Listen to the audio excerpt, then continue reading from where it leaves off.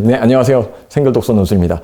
2023년 이제 얼마 남지 않았는데 내년도 중학생 프로그램이 저희가 개편되는 부분이 많이 있어서 그런 거 좀 안내 드리려고 이렇게 영상을 또 보조 자료로 찍고 있습니다. 우선은 모두가 아는 이야기부터 조금 시작을 하자면요. 저희는 이제 문해력, 리터러시를 가장 중요하게 생각을 하고 학원 전체 프로그램이 디자인이 돼 있었죠.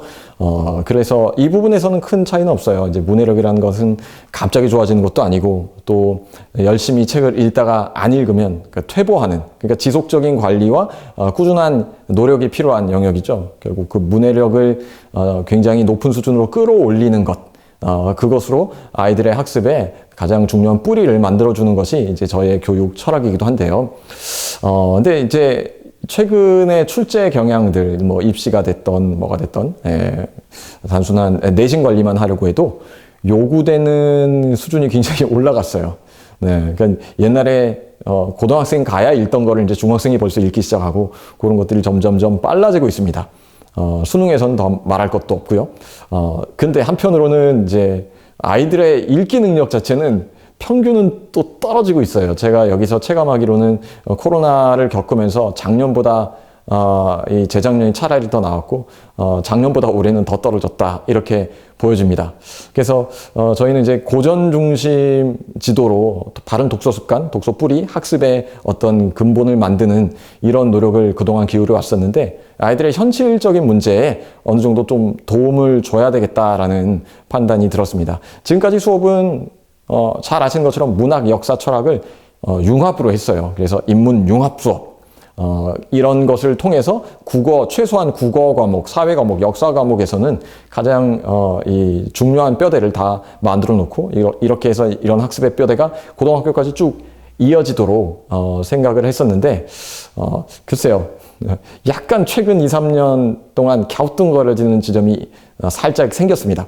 그러니까 공부를 굉장히 잘하는 아이들에게는 이거는 뭐 두말할 것 없이 한 끗 차이를 만들어내는 굉장한 프로그램이었던 것 같은데 조금 부진한 아이들 같은 경우에는 여기서 읽는 책도 어렵고 그렇다고 구체적으로 성적 향상이 되는 것 같지도 않고 이런 딜레마에 빠지는 경우가 솔찬히 나오기 시작했습니다. 그래서 이런 부분에서 조금 저희의 교육 이상을 완전히 이제 없애는 건 아니고 살짝 타협해서 아이들 눈높이에 맞춰서 살짝 하향 조정을 할 필요도 있겠다라는 생각이 먼저 있었고요. 그 다음은 이제 오랫동안 사실은 국어 지도를 요청받아 왔어요. 중학교, 고등학교. 제가 잘 가르칠 수 있는 분야긴 한데, 이제 국어를 손대기 시작하면 말씀드렸던 어떤 교육 이상들에서 상당히 많은 부분을 타협해야 된다라는 인식 때문에 조금 미뤄왔습니다.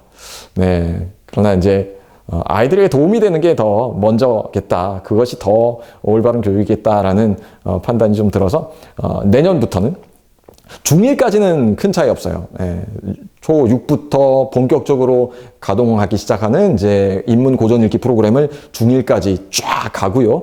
중2부터는 이제 시험을 치고 내신 관리도 해야 되니까 그런데 제가 이 국어, 사회, 역사 모든 과목을 다 다룰 수가 없더라고요. 시간이 짧아요. 저희 학원에 뭐 일주일에 2시간씩 2번 오면 모르겠는데, 그 한 2시간 동안 그 중에서 한 40분 정도는 칼럼 읽기 수업에 사용이 되고 있어요. 옛날엔 요것도 한 30분 안에 2편 완전히 끝냈는데 조금씩 아이들이 느려집니다. 그러다 보니까 칼럼 수업만 해도 벌써 40분이 지나가고요.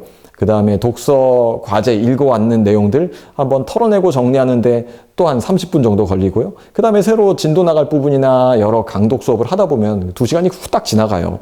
그 사이사이에 필요한 국어 문법 설명도 했다가 어휘 설명도 했다가 사회의 어떤 경제 개념 얘기도 했다가 역사의 어떤 사건 얘기했다가 뭐 이런 걸 다 다뤘죠. 예를 들면 최근에 읽고 있는 두 도시 이야기 찰스 디킨스의 작품 같은 경우에는 그냥 이 디립다 읽기만 하는 게 아니고 프랑스 혁명사를 다 정리를 해줘요.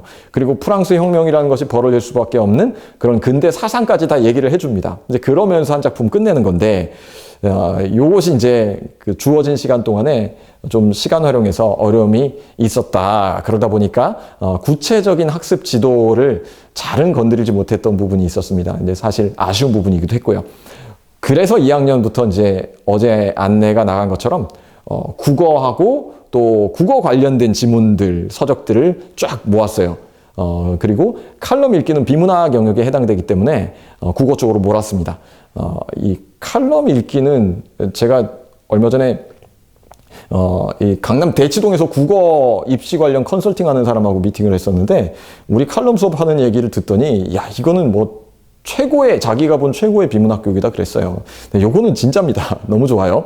네, 그래서 국어 수업으로 그거 몰아버리고, 그러면서 구체적으로 국어 교과서에서 아이들이 만나고 있거나 만나게 될 문학 작품들을 좀 더 중심으로 가면서, 네, 그 외에 고전 조금 읽어야 되는 우리 고전 두툼한 책들을 꼼꼼하게 읽어나가는, 네, 그런 과목이 될 것 같습니다. 크게 보면 국어는 비문학, 문학, 문법이에요. 네, 비문학은 아까 말씀드렸던 칼럼 방식으로 가면 될 것 같고, 문학은 방금 말씀드린 것처럼 시, 소설, 그 다음에 여러 어떤 그 고전시가, 요새 고전시가도 중학교 교과서에 나오기도 합니다. 심지어 어떤 선생님들은 안 나오는데 일부러 그거 프린트물 나눠주고 수업해요. 굉장히 이제 그런 부분에서도 아이들에게 좀 이 낯선 생소한 분야를 지도해 줄 필요가 생겼죠. 문학의 영역에서 고전시가도 살짝 중학과정에 이미 포함을 시키려고 합니다. 네, 그래서 여러 문학 작품들 중에서 아무래도 교과서에 많이 나오는 건 단편 중심이에요. 소설 같은 경우에도 그렇고, 그래서 대략 그 카운트해 보니까 80에서 100편 정도의 시하고 단편 소설들을 저랑 공부를 할 수 있겠더라고요. 2학년, 3학년, 2년 동안. 그리고 이제 국어 문법입니다. 문법은 사실은 중학 과정에서는 기초만 나오고, 그것이 고등학교 과정에서는 좀 더 심화돼서 계속 나와요. 문법은 피해갈 수가 없습니다. 네, 그래서 문법은 한 번 하고 나서 끝나는 게 아니고 반복과 확장으로 학습을 해야 돼요. 그래서 가장 기초가 되는 건 중학 과정에서 끝내놓고, 또 그것도 시험 전에는 또 읽기 전에 다시 꺼내서 예문 중심으로 개념 확인하고 반복해 줄 필요가 있습니다. 네, 제 전공이 언어학인 건 아시죠? 그래서 의문론, 통사론, 문장론, 네, 이번에도 사실은 이것도 3년 전부터 중학생 수업하고 있어요. 제가 하고 있습니다 라고 막 이렇게 많이 말씀을 안 드리고 있긴 했었는데, 3년 전부터 중학생 문법은 싹 정리해서 한 번씩 하고 있었는데, 이것도 좀 더 학과 공부에 맞게 심화학습으로 또 반드시 들어가야 되죠. 그렇죠. 문제풀이. 네, 문제풀이를 안 할 수가 없습니다. 그래서 저희 내년도 설계된 국어에서는 매 시간마다 3, 40분 정도는 문제를 같이 풀고 설명하는 것도 들어가요. 네, 교재는 아마 그 자습서 중심, 해당 학교의 교과서 자습서 중심일 수도 있겠지만, 보통 중학교 선생님들이 네, 교과서 중심으로 수업을 안 합니다. 프린트물을 만들어 오셔서 그것으로 수업을 하기 때문에 이 특정 이 교과서만 가지고는 할 수 없을 것 같아요. 그래서 시중에 나와 있는 여러 교재 중에 가장 적합한 것들을 지금 여러 권을 추천받는 중에 있어요. 그래서 같이 하는 것이 있고, 그 다음에 개별적으로 교과서 학습서 중심으로 자습해야 될 게 있고, 그건 아마 또 과제로 나가서 제가 또 관리하고 할 겁니다. 네, 이렇게 국어를 같이 공부하게 되고요. 또 역사, 한국사, 세계사, 네, 역사 수업 굉장히 많이 하고 있습니다. 네, 역사는 저희가 초등학교 5, 6학년 때부터 다루기 시작해서 중학교 1, 2, 3년 내내 중간중간마다 했던 거고, 고전 작품 나올 때마다 해당 파트의 역사를 다루기도 했고, 복합적으로 수업을 해왔던 건데, 또 시험 전이 되면 그렇죠. 또 달라져요. 문제도 다시 풀어야 되고, 개념 정리도 해야 되고, 네, 외워야 될 게 뭔지, 또 아이들이 잘 외웠는지 이런 것도 확인할 필요도 있습니다. 역사 수업 들어가고요. 역사는 잘 해둘 필요가 있습니다. 기본적으로 이 고등학교 과정에서, 그렇죠? 수능에서도 한국사가 필수로 돼 있고, 사탐에서 세계사는 선택이긴 한데 세계사는 잘은 선택은 안 해요. 외울 게 많다고 그래서 그런지. 여튼 네, 역사 파트가 들어가고, 사회, 네, 중3 사회도 시험 치기 전에 아이들이 어려움들을 많이 호소합니다. 법과 정치 이런 거 나오고, 그 다음에 경제 나오고, 그 다음에 국제관계 나오고, 여러 가지 이런 부분들은 사실은 비문학 칼럼을 읽으면서 상당히 많이 그동안 수업에 했던 건데, 이 사회 수업을 별도로 역사와 병행해서 같이 다루도록 하겠습니다. 네, 또 사실은 진짜 한 끗 차이를 만들 비장의 무기는 결국은 고전입니다. 예, 그렇지만 이제 국어 수업에서 막 유토피아 이런 걸 읽을 수가 없어서 너무 아쉬운데, 네, 플라톤 저야 너무 애들하고 읽고 싶고, 아리스토텔레스의 철학을 논하고 싶고, 그 도스토옙스키 읽고 싶고, 사실은 제가 하고 싶은 건 그거예요. 근데 그것은 이제 국어 수업에서 소화되게 한계가 있기 때문에 역사 쪽으로 뺐어요. 여기서 마찬가지로 그동안 해왔던 고전 중심 수업을 하도록 하겠습니다. 그래서 국어는 주 1회 120분, 그 다음에 역사, 인문, 고전은 60분 이렇게 나눠서 총 180분 수업인데, 이것도 필요에 따라서 네, 둘 중에 하나를 선택하셔도 되고, 이것을 하다가 또 저쪽으로 넘어왔다가 조금 왔다 갔다 하셔도 되고, 물론 제가 추천드리는 것은 네, 세트로 하시면 가장 좋습니다. 어차피 중학교까지 읽을 수 있는 게 최선이에요. 고등학교 가면 읽을 시간이 거의 없습니다. 그때는 정말 지문에 나오는 걸 읽고 문제 풀기에 바쁘기 때문에 중학교까지는 최대한 많이 읽힌다.